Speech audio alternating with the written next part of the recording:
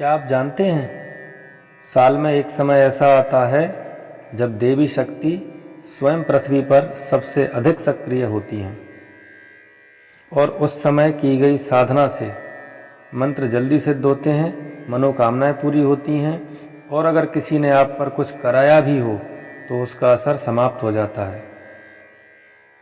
लेकिन अधिकतर लोग नवरात्रि में केवल व्रत रखते हैं और उस गुप्त साधना को नहीं जानते जिसका वर्णन देवी पुराणों में मिलता है। आज मैं आपको बताने जा रहा हूँ चैत्र नवरात्रि की वह रहस्यमयी साधना जो साधक का भाग्य बदल सकती है।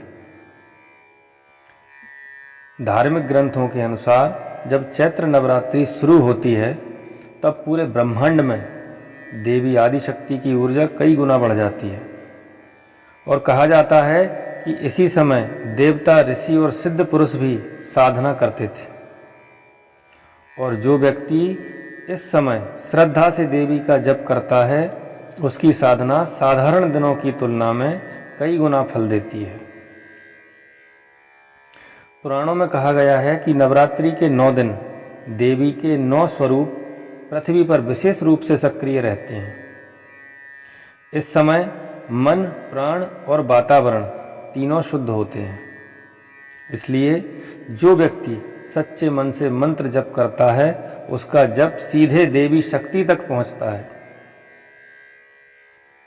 अगर आप चाहते हैं कि मनोकामना पूरी हो, बाधाएं खत्म हो और किसी का किया कराया काम असर ना करे तो नवरात्रि में यह मंत्र जप करें। मंत्र ओम ऐं ह्रीं क्लीं चामुंडायै विच्चे। यह मंत्र देवी दुर्गा का सबसे शक्तिशाली मंत्र माना जाता है। साधना करने का तरीका, नवरात्रि में रोज सुबह या रात स्नान करके साफ कपड़े पहने, देवी दुर्गा की फोटो या मूर्ति के सामने दीपक जलाएं, लाल फूल चढ़ाएं और इस मंत्र का कम से कम 108 बार जप करें। पर जाप करते समय इतना ध्यान रखें कि जितना जाप पहले दिन कर रहे हैं आप उतना ही जाप 9 दिन बराबर मात्रा में चलेगा।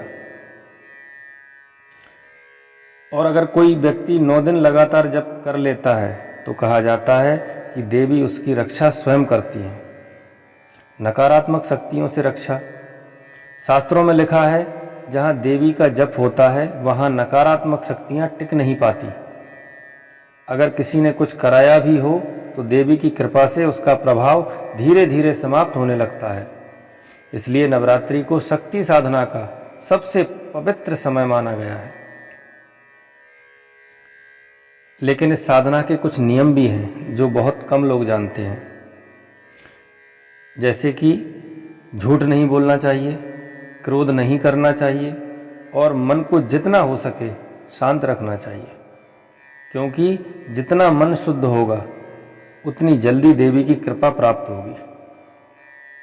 कहा जाता है कि जो व्यक्ति नवरात्रि में सच्चे मन से देवी का स्मरण करता है उसका जीवन धीरे धीरे बदलने लगता है और कई साधकों ने यह अनुभव किया है।